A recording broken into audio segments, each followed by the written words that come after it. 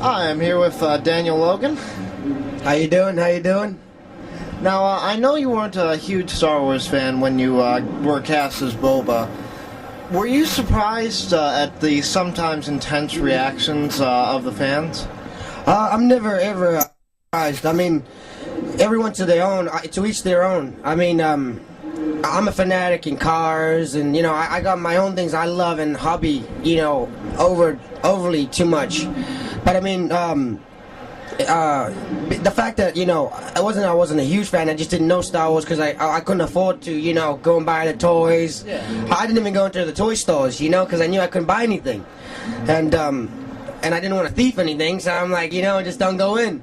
And then I couldn't afford to go to movies, so I never really went. That was where the cool kids hung out to me.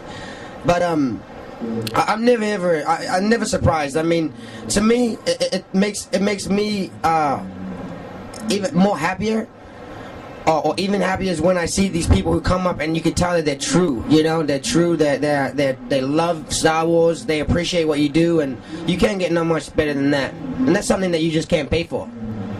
Yeah, I see what you're saying. Now, you've been acting more than half your life. Has this discipline been helping you out? You know what?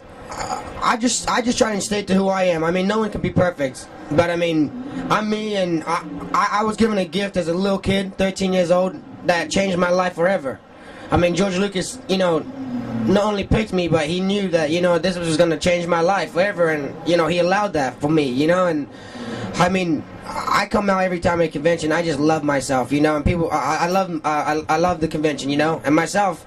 I jump out of bed, with a big smile every time I'm at a convention. Like yes, I get to go see meet people, And people are like, how do you have all this energy? I'm like, how do you have this much energy when people are telling you how well they love you and how good of a job you did, and want to get an autograph and take pictures with you, It's a rush.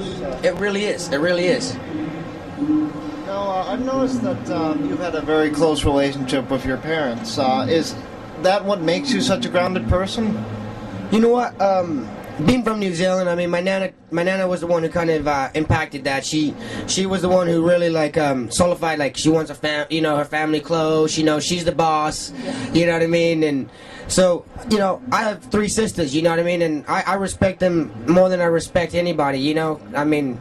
I love my sisters, but I think it's just I came from a big family, and when you got such a big family, sometimes when you don't have money, the only thing you have is each other and love, and when times are down, usually the only people around are your family.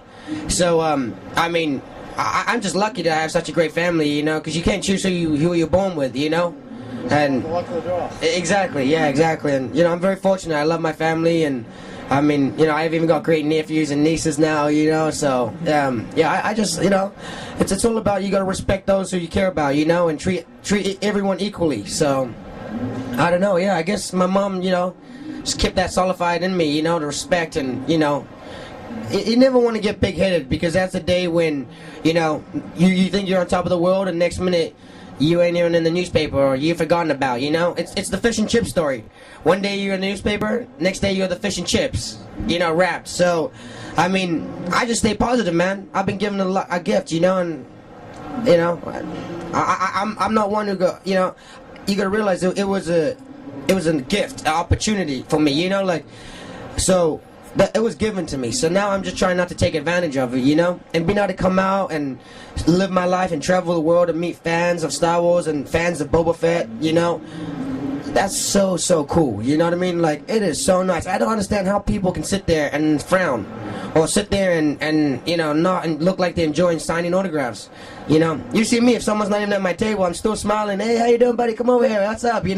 Because it's all about interaction with the Star Wars fans and the community, So, I don't know. I don't know why I'm grounded. I appreciate you saying I'm grounded, because I'm just who I am. That's all I can be. That probably in and of itself helps. So. Exactly. It's great that you were given a chance to reprise your role for the Clone Wars series. Was it easy to step back into it after a while?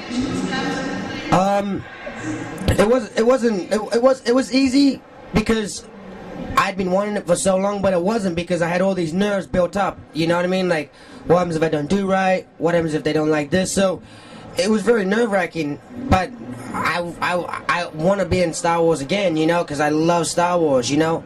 Now that I've been in it and I've been able to have the opportunity to, like, you know, grow with Star Wars now, it just made me one of the biggest Star Wars fans. So when they asked me to come back and play as Boba Fett, that was the biggest honor that anyone could have ever asked, you know. And I mean, that really right there showed me, you know, like, you know, helps me to continue to be who I am, because, you know, people do see that, you know, and they do see when you're a good person, good things come to those good people, you know, and positive brings positivity things.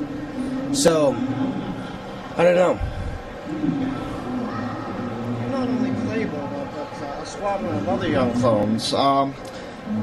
My voice actor friends tell me it's hard to do characters having conversation with themselves. Do you have difficulty, or do you find it challenging doing that? Not at all. I mean, as you saw in episode 2, I got a very big and wide imagination. I can sit at a brick wall and imagine anything, you know, and start talking, you know. My mom said I have verbal diarrhea. My mouth just runs away with me. But it's my brain. My brain sees so much. I mean, I watch and I observe everybody, because you can pick and take from everybody. You know what I mean?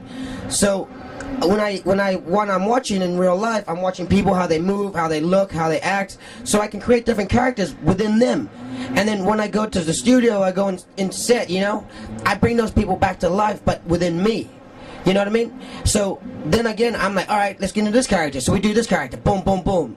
And then it's like putting on a different makeup or different, you know, costume, but you're still in the same costume, and you go in a different role, you know. And then you remember, oh, okay, that guy, that would be good to, you know, that would be good to kind of use that guy as this for this character, and oh, that guy, okay, we could use him as this character, you know. So and particularly with the clones, do you like take anything from the previous character and have it influence part of the next character? Or? See, that's what I also I had to take into realization, is that with Boba, he's a unique clone. Oh, sure. With the other clones, they all speak, you know, differently to what he would speak.